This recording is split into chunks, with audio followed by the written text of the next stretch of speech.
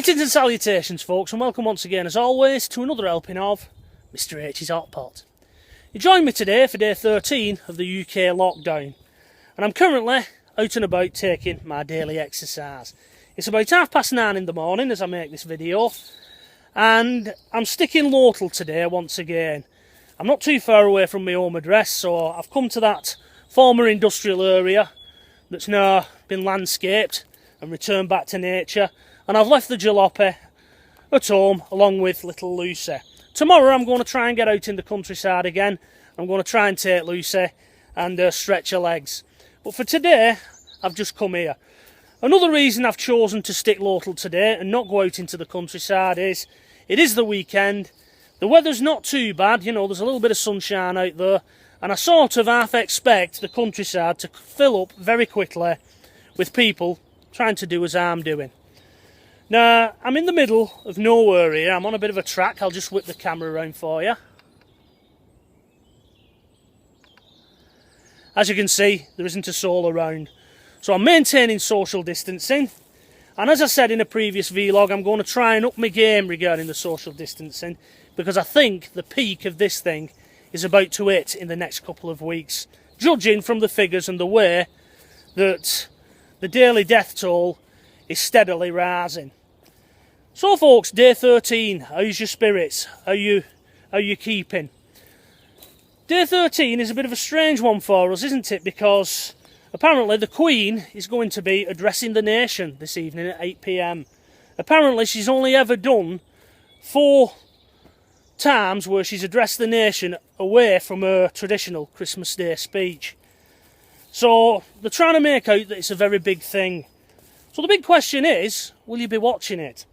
Now I won't be, but there's 2 reasons for that. The first one is legally I can't, because it's being broadcast live and I don't have a television licence.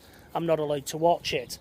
That does raise the question of, during times of national emergency, should the television licence be suspended? Because after all, if they needed to push some vital information to people who are legally licence free, they wouldn't be able to see it, would they, legally? So that raises a question. Maybe we'll discuss that on another vlog. But I won't be watching the Queen's address to the nation for a second reason. And this one's a little bit more, or could be seen a little bit more, controversial, as I think she's being rather hypocritical in her actions with this crisis. Because the government have been criticising people who are fortunate enough to have second homes and live in the big cities and have been escaping to their second homes. They've been saying it's unnecessary travel, you shouldn't be doing it, and you should remain in the cities, basically. So the Queen has gone against this advice, hasn't she? Because she's left Buckingham Palace and she's travelled 25 miles to decamp at a second home, which is Windsor Castle in Berkshire there, which is a 13-acre estate that she has. And that's where she's currently in self-isolation. So I think it's a bit hypocritical of our reigning monarch to be giving us a speech this evening, which will no doubt be calling for unity and calling for us all to pull together, when she's hot-footed it out of London. I mean, when all's said and done, her mother, the former Queen Mother, she took her chances during the Second World War, didn't she? And she kept herself and her family in London and took her chances during the Blitz with the rest of London, where it seems the current Queen has decided that's not for her, and she's left London and left them to it. So that's another reason why I won't be watching the Queen's speech this evening at 8 PM. So folks, what lessons have you learned during this period? And by that I don't mean, you know, how to wash your hands and the fact that we should wash our hands probably more than we have been doing in the past. By lessons, I mean, one lesson that I've learned throughout all this is never put off until tomorrow what you can do today. And I'll give you an example of this. When Boris Johnson called this lockdown, which was on the 23rd of March, in the evening of that Monday, I was due to make a video during the day, a Fred Dibner related video. I'd managed to locate one of the locations from his documentaries, and I was going to travel to it on that Monday and do that video. Because it was in a public park type of area, I didn't want to do it at the weekend because I figured that there would be more people in on a weekend than there would be on the Monday. So I chose to do it that Monday. But when I woke up in the morning, I just didn't feel like making it. You know, sometimes you just don't feel it, hot potters, as us YouTubers say. So I didn't bother. And I said to myself, I'll go in on Tuesday and do it instead. As we all know, Boris Johnson on the 23rd, he sat before the nation, didn't he? And he told us that for the foreseeable future, we'll have to remain indoors. So I've had to put that video on a back burner. But if I'd have struck while the iron was hot and I'd have gone out and made it as planned, then we'd now have that video and we'd all be enjoying it, wouldn't we? So that's one lesson I've learned. Never put off until tomorrow what you can do today. Another lesson that I've learned is to value my liberty. Because up until all this, I've, like many others, simply taken it for granted. It's always been there. But I will certainly cherish it a lot more when all this is over and once again we can go out and about again.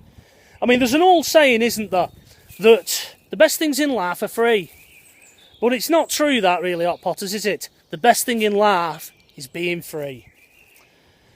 Do you think as well that this whole crisis has brought out that old British spirit, that Dunkirk spirit where we all pull together? I don't think it has, to be honest. If anything, I think it's made us more selfish as a nation. And now there's a term that's entered into the vernacular of COVIDiot, isn't there? Which is anyone who goes out and breaks down the lockdown rules, really, and doesn't maintain social distancing. I've come across a few COVIDiots in the past. I've come across two today, actually. And you find that they're either at the younger end or the older end. The younger end, I just think they think that they're immune to all this, what's going on. So that makes them be a little bit more selfish in their actions. They don't think that they're going to contract this COVID-19 disease. Although the statistics now are proving that anybody can catch it. I believe yesterday a 5-year-old, unfortunately and tragically, succumbed to this disease, and that's something no parent should ever face, is it, having to bury their own child. But the older generation, I think, just don't stop and think. Because they've always had the niceties and the politeness drummed into them as younger people, I think they don't stop and think, a lot of them. And I had two on a path, and they was just stood there. It was a little narrow track like the one I'm going to show you now. And they'd obviously got themselves a little bit lost. So they was just stood there. They planted themselves in the middle of this path, and they're debating where to go. And it was a Mexican standoff. I'd stopped, waiting for them to make the decision where to go, and we were just looking at one another, and it's like, well, make your choice and go. I don't want to go past you. You know, and they didn't see it. You could see them looking at me as, well, what's wrong with them? You know, just switch the news on and take a look at what's going on. That's what's wrong with me. So, folks, like I say, I hope you're keeping your spirits up. I'm just making my way through here now. I'm coming up to one of the old relics from this old mining area that used to be around here. The pit that used to be around here, or colliery should I say, that used to be around here, was called Taylor Pit. It was built in 1860, I believe. And I have done a video from this area in the past, back in the good old days, with Mrs H, back in 2018. And we took a look at some of those relics from this particular colliery. If you'd like to see that video, I'll leave a link at the end. But the relic that I'm walking alongside of here is an old retention pond. It's the old former reservoir from the colliery, and what they used to have reservoirs for back in the day was to keep the steam engines, to keep them cool, the old condensers and that on them. And another reason they had a reservoir, it was a ready supply of water should there be an explosion or something like that, a big fire in the colliery. There was a ready supply of water for them.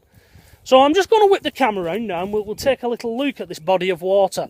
I mean, it does just look like a normal pond that you would go fishing in, but this was a very integral part of the colliery. Without it, those engines would have soon overheated and the whole thing would have just gone to pot. So I'll whip the camera around now and we can take a look at this rather unassuming relic of the former Taylor Pit.